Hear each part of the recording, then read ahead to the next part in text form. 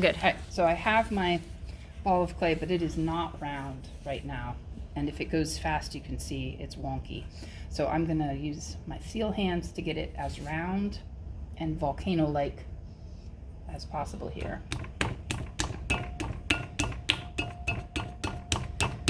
And you can see what that's doing. I'm pushing the clay towards the imaginary center.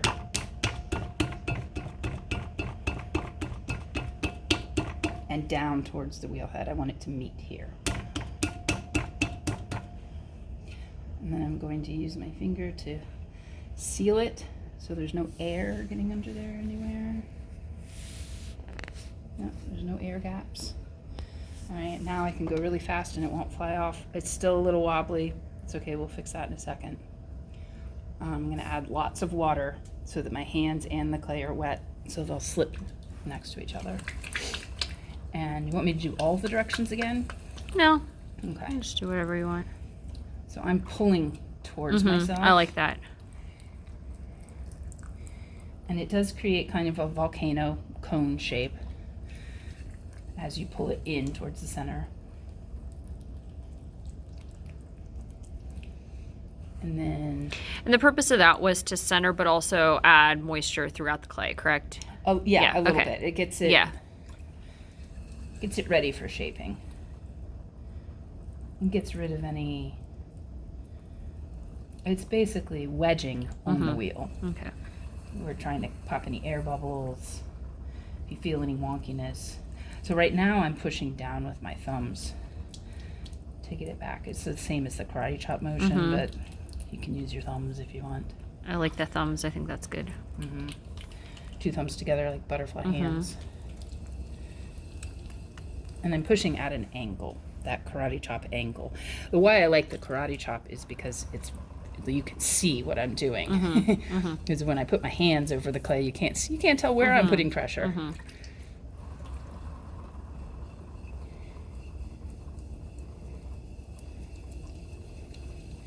I can feel air bubbles popping. Oh, you can hear them. Did you hear that click, click, click? Yeah, that's air bubbles popping. Okay, so I've got my hockey puck. It is a little wobbly. Again, not too worried about that. This does not have to be perfect.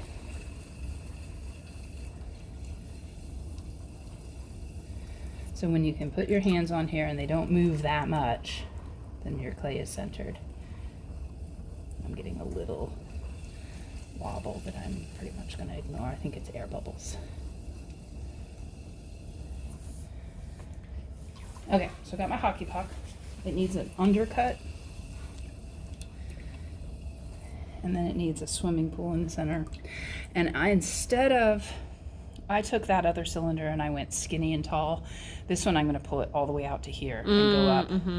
So it just depends on like where you envision the wall being and where you pull the clay to.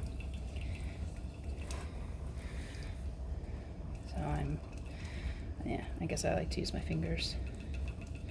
Some people use their thumbs. I'm having tendinitis in my thumbs. So you don't want to use the thumbs. I don't want to use my thumbs. But they work well too. I'm going down about halfway in the hockey puck. Do you have your thumb on that underneath? You do, right? I do. Okay, got it. I'm not pushing with it. I'm just using it. I'm using it as a gauge. So, yeah, right.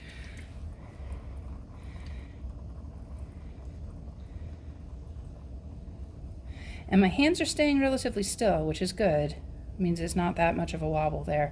And I'm just I'm moving my fingers slowly and letting the wheel do the work. So I'm pulling straight towards myself at 6 o'clock. And my hands are always working together. So you're pulling with like your index finger and your middle finger on your right hand, and you also I'm pulling with mostly my middle finger there, okay, or these two fingers, and then I'm helping with this hand. Okay, supporting. And then your thumb is on your left hand is tucked under. My thumb is tucked under, and I'm on like pinching it. I'm pinching against it. Is that the crab claw? It's it's a crab claw if it was the same hand, but now I'm kind of using like. So yeah, not a crab claw. It is a crab claw motion that I'm making with my giant double Yeah. claw here, Okay. mostly because of my tendonitis, because I throw too much. Understood. You do this over and over again, you get repetitive stress injury. Right, so where before I was stopping here and pushing the clay up in, I'm going to keep going out.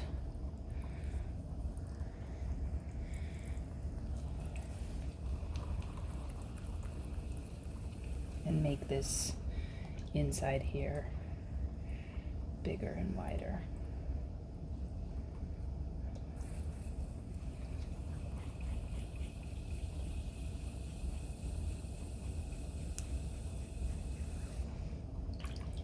I'm getting a sharp edge here. Just to compress it. Anytime you notice a sharp edge forming, just push it back down and make everything round. Round it out. The sharp edges tend to like cut themselves off.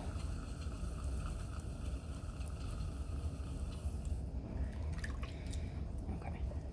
So I've got a nice big donut now. More like the tire of something.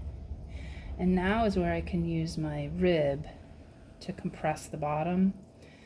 The more you compress the bottom, the stronger it will be, the less likely it will be to crack. I'm going to use this as my corner there, because this is a little bit too sharp corner. And I'm just going to put both hands on it and push straight down. I'm going to slow the wheel down to a reasonable rate, and I'm going to push down.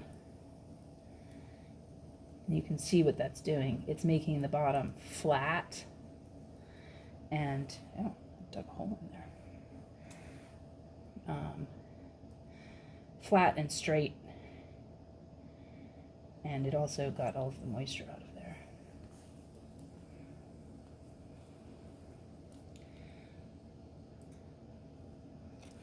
So it's creating a hole there.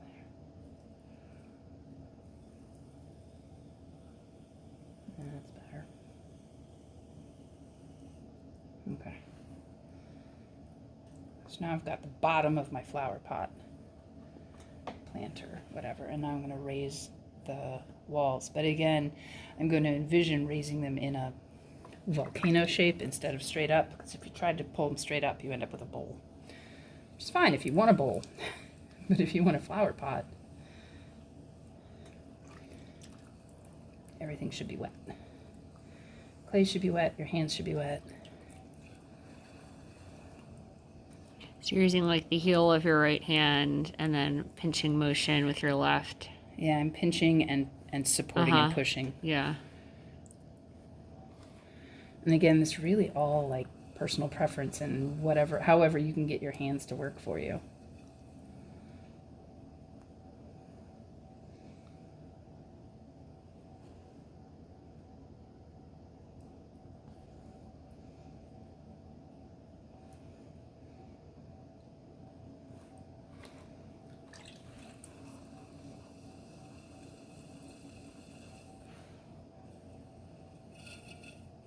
I'm slowing the wheel down because I got going too fast again. It's one of my common mistakes.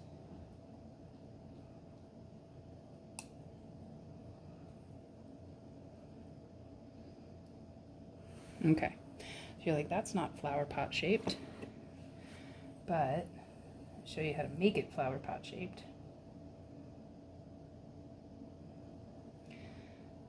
Throwing it volcano shape kept it from getting out of hand. But now if I want to bring it out to be a typical flower pot shape, I'm going to get some clay off of the bottom around the edges there. Look at that.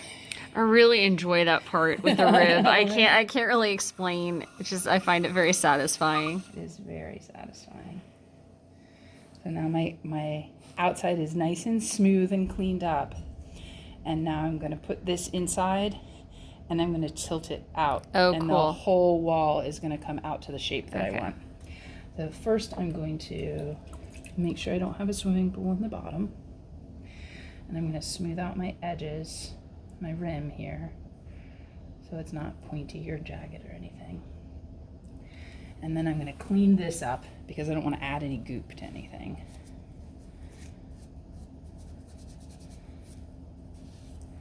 Doesn't have to be clean, but you don't want any like gobs of clay hanging off of it. And now I'm going to put this in, and I'm not going to go all the way to the bottom because I don't want to dig a hole in the bottom. But I'm just going to go all the way to that corner there, and I'm going to lean it out. If you use the curved side, you'll get a curved pot. And if you use the straight side, you'll get a straight pot. So you design choice. I'm going to try to use the straight wall here.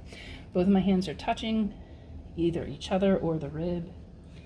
And I'm just going to push it straight down in and lean it out. Tilt it. Yeah, Okay. so I don't know if you can see. Yeah, I got it. All right. I'm going to go down in here like this. And it catches the clay, so you have to kind of pretend that you're a machine. My hands should not really be moving except straight down. Cool. Yeah, I'm not doing anything. Yeah. And letting the wheel Aw, shape it. look how cute that is. And now it's a little Oh planter. my gosh. I love And it. it made the rim sharp here. So you gotta go back and go back and smooth it out and compress it. You can use your finger or the sponge. And there's no swimming pool inside. And there's that. If you want it to be round, you go in with this round edge. Can you tell the shape outside changing at all? Not really. The walls are still pretty thick. Not yet. I can open it a little bit. Mm-hmm. Got some clay we could take off the bottom. Whoop. I love it.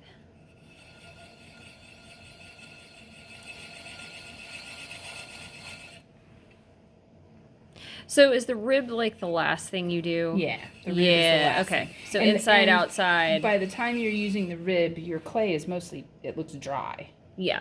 You don't need all that water Yeah. everywhere and swimming pool So and sponge. everything. So essentially, sponge it and then rib it. Got it. Yeah, and then if you're not using the rib, the last thing is the sponge to smooth everything out. And so either the rib or the sponge or both. Aww. Yeah, cute cute is little it? planter thing. And you can, I mean, I could still make it taller if I wanted to. And go back and find some more clay to pull up. But it can be done. That's so cute.